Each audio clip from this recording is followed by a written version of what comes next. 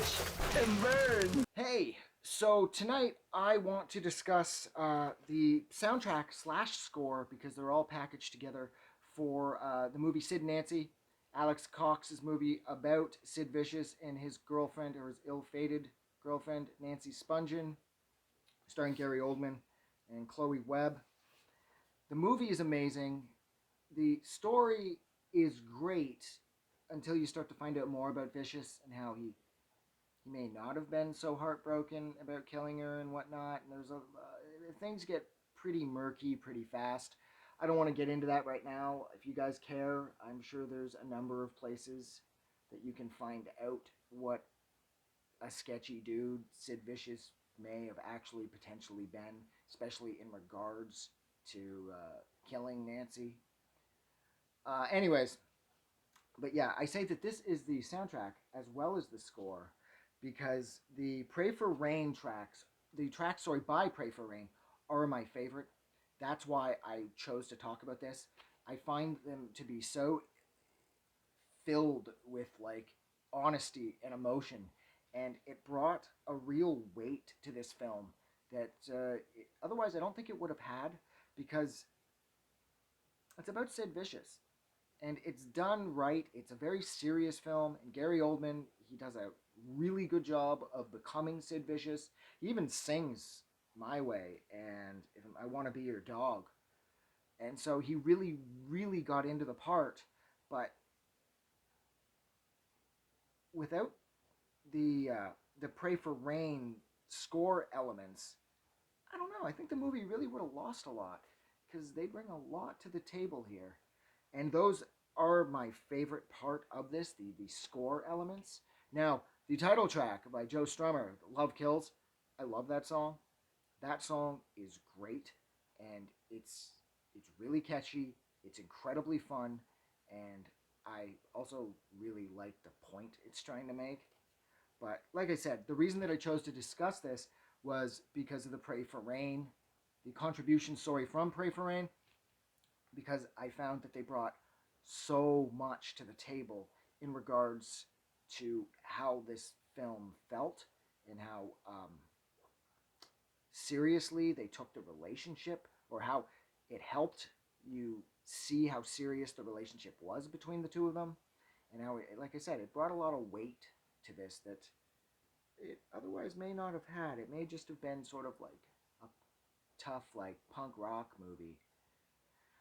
I guess the only thing I was disappointed with as far as the film was concerned, was they replaced Vicious's swastika T-shirt with a the hammer and sickle from the Soviet Union.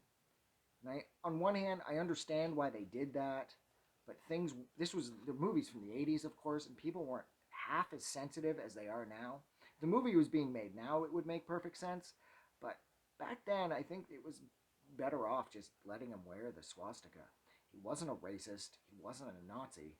The swastika was used all over by black and Latino gangs, white gangs, punks. They wore the swastika to piss people off because they just didn't give a fuck, right? It had nothing to do with race or any kind of racial beliefs. It was just there to get in everybody's face. And when you consider that the punks in England were wearing the swastikas, I mean the time period, it was the mid to late '70s, and I mean World War II, it had just ended barely 30 years prior. So that wound was still in a lot of ways very fresh. I mean, we don't tolerate it today, and that war is 80, 90 years ago, and nobody puts up with swastikas. So for them to wear them that much closer to the actual atrocities that the Nazis committed, I mean, fuck, that's a real kick in the face, right? And that's why they did it. And there is that documentary about the gangs in New York. I think is it 90 blocks from Tiffany's or 96 blocks from Tiffany's, where they talk to a couple gangs in New York, and they are predominantly black and Latino gangs, and they wear the swastika too. So again, the swastika at this point was used pretty much by everybody to say fuck you to the world. So I do have to say, them dropping the swastika, it felt a little weak, but they did it, and it didn't really hurt the movie. But at the same time, I mean, when I was a kid, I used to watch The Great Rock and Roll Swindle a lot. And Vicious is in that wearing the swastika shirt.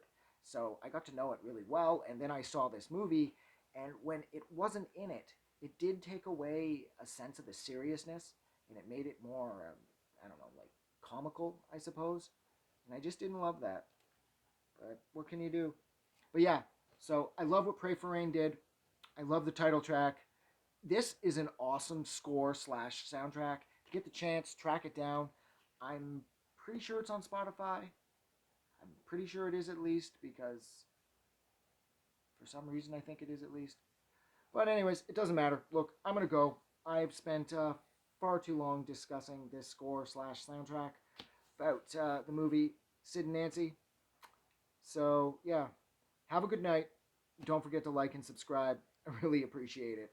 And I will see you guys soon because these things are endless. I just wanted to say thank you for making it through the entire video. I really appreciate it. And I'm going to remind everyone one more time, even though I've probably already done this in the video that you just watched, to please click the like button as well as the subscribe button because it helps this channel grow. And thank you for hitting like and subscribe. And we will see you guys really soon.